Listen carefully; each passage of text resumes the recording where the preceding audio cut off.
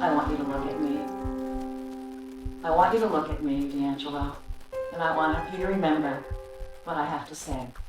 In the early morning of July 17th, 1976, my life was changed forever.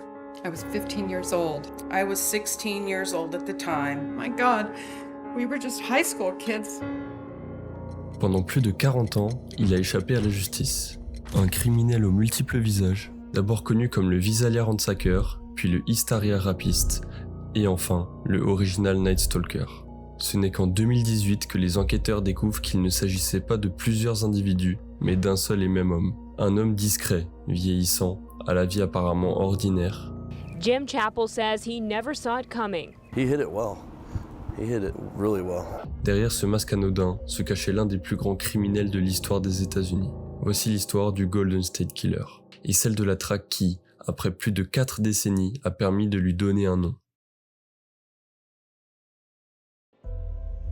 Joseph James DeAngelo naît en 1945 dans une Amérique marquée par l'après-guerre. Il grandit au sein d'une famille dysfonctionnelle où règnent violence et silence. Enfant, il assiste au viol de sa propre sœur, impuissant. Son père, brutal, le bat régulièrement. Ce climat familial installe les premières fondations d'une personnalité perturbée. À l'adolescence, Joseph s'isole. Il torture et tue des animaux, ce qui est un comportement souvent associé au profil psychopathe. Après le lycée, il s'engage dans la marine, puis rejoint les forces de l'ordre. Dans les années 1970, il devient policier. Marié, père de famille, il mène une vie en apparence stable. Personne ne se doute que derrière cette façade tranquille se cache un homme rongé par la haine. En 1979, sa carrière prend fin. Il est renvoyé après un simple vol dans une supérette. Dès lors, Joseph DeAngelo disparaît des radars. Mais la nuit, il continue de hanter les rues.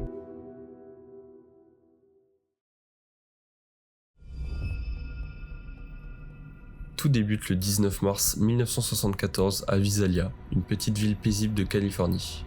Ce soir-là, un cambriolage en apparence anodin est signalé. Mais rapidement, les enquêteurs remarquent un mode opératoire singulier. L'auteur ne se contente pas de dérober quelques objets de faible valeur. Il s'introduit dans des maisons, fouille méthodiquement les tiroirs et laisse derrière lui une scène perturbante. Des sous-vêtements féminins déplacés, parfois étalés, comme s'il cherchait à perturber psychologiquement ses victimes. Au fil des mois, le schéma se répète et l'inquiétude grandit dans la région. Il ne laisse rien au hasard. Il étudie ses victimes, pénètre parfois dans les maisons plusieurs jours avant l'attaque. Il coupe les lignes téléphoniques, retire les balles des armes, cache des liens dans la maison. En l'espace d'un an, plus d'une centaine d'effractions sont recensées. Le 5 février, Joseph DeAngelo rôde autour de la maison des Snelling. Alors qu'il tente de s'introduire par la fenêtre de la chambre de Beth, la fille, il est surpris par le père, Claude Snelling. Pris de panique, DeAngelo s'enfuit. Claude signale alors l'incident à la police, mais aucun portrait robot ne peut être établi. Puis en septembre 1975, l'escalade prend un tournant dramatique. Le 11 septembre 1975, DeAngelo revient. Pour la 3e fois, il cible la maison des Snelling. Mais une nouvelle fois, Claude intervient. Alors, Joseph sort une arme, tire et abat froidement le père de famille. Claude Snelling succombe à ses blessures. Ce sera le tout premier meurtre connu de Joseph James DeAngelo. What's he doing here? Hopefully he's just going to rob us and leave. So I said, take our money, take whatever you want. And the minute I started to say something, he would say in his clenched teeth, shut up or I will kill you. En 1976, Joseph DeAngelo s'installe dans la région de Sacramento. Dès lors, son mode opératoire évolue. De simple cambrioleur, il devient un agresseur sexuel particulièrement méthodique et terrifiant. En moins d'un an, il s'en prend à 23 jeunes femmes. Il s'introduit dans les domiciles, maîtrise d'abord les hommes, souvent attachés ou menacés. Il force les hommes à se mettre à 4 pattes et leur pose une assiette sur le dos pour les ridiculiser. Avant de se retourner contre les femmes qu'il agresse physiquement et psychologiquement avec une froideur implacable.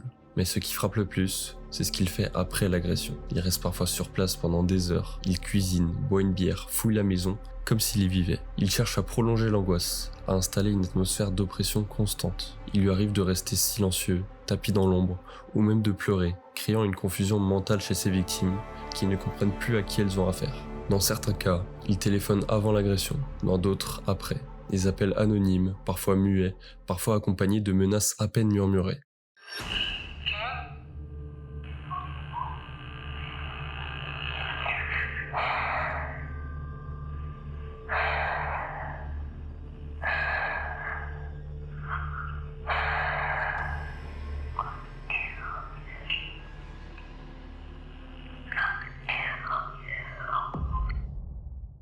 cela participe à une stratégie de terreur prolongée dans le temps. Malgré ces précautions, l'escalade de violence devient flagrante. Le rythme des agressions s'intensifie et les enquêteurs sont de plus en plus inquiets. Dans leurs esprits, une évidence s'impose. Cet homme ne s'arrêtera pas là. Il est en train de franchir une nouvelle étape.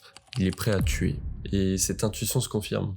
Peu après le meurtre de Claude Snelling, Joseph DeAngelo récidive. Il attaque un couple qu'il avait minutieusement ciblé.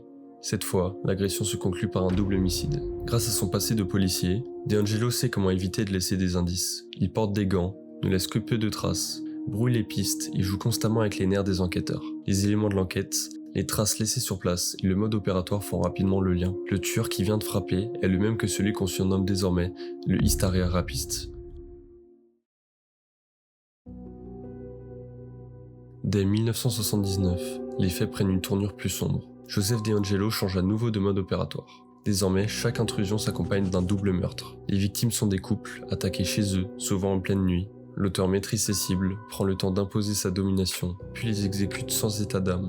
Entre 1979 et 1981, il assassine 6 personnes dans 3 foyers différents. Les scènes de crime sont maîtrisées, dépourvues d'indices concluants. Les enquêteurs peinent à établir des liens entre les affaires. À chaque fois, le tueur semble avoir un coup d'avance. Le 4 mai 1986, il commet ce qui sera considéré comme son dernier crime.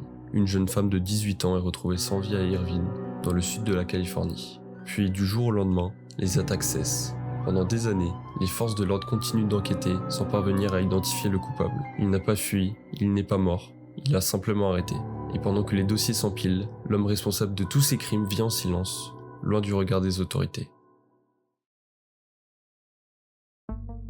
Les enquêteurs avaient conservé des prélèvements génétiques provenant de plusieurs scènes. Ils ont réussi à faire le rapprochement entre les crimes du Visalia Ransacker, du Hysteria Rapist et de l'original Night Stalker. Ils sont arrivés à la conclusion qu'un seul homme avait fait tout ceci. Les tests ADN confirment que tous ces crimes ont été effectués par une seule et même personne. C'est à ce moment-là qu'on le surnomme le Golden State Killer.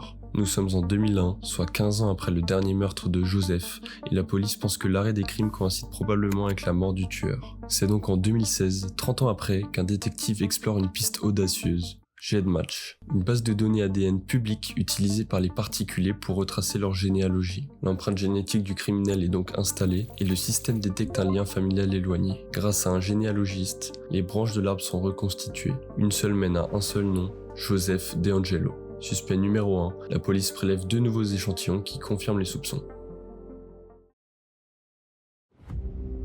Avril 2018, Joseph DeAngelo, 72 ans, vit à Citrus Heights, près de Sacramento. Il mène une vie banale de retraité. Il jardine, promène son chien. Il est donc arrêté par les autorités. Il ne dit aucun mot, n'oppose aucune résistance. Après des décennies d'enquête, le mystère est levé. Le Golden State Killer a enfin un nom, un visage, une histoire. En 2020, Joseph DeAngelo reconnaît être l'auteur de 13 homicides. Il avoue également plus de 50 agressions sexuelles. Au procès, les survivants témoignent. Certains attendaient ça depuis plus de 40 ans. Il est donc logiquement condamné à la prison à vie, sans possibilité de libération. L'affaire du Golden State Killer n'est pas seulement l'histoire d'un monstre, c'est aussi celle d'un progrès scientifique et d'un tournant dans l'histoire criminelle. Le Golden State Killer pensait avoir échappé à la justice. Il pensait que le temps jouerait pour lui, mais c'est une simple trace d'ADN et la généalogie génétique qui auront mis fin à son silence. Depuis, la généalogie génétique s'impose comme un nouvel outil dans la résolution d'enquêtes. Et pour des centaines de familles, le silence a enfin été brisé. Je vous remercie d'avoir regardé cette vidéo. Si vous voulez qu'on explore d'autres affaires aussi troublantes, dites-le moi en commentaire. Allez, salut!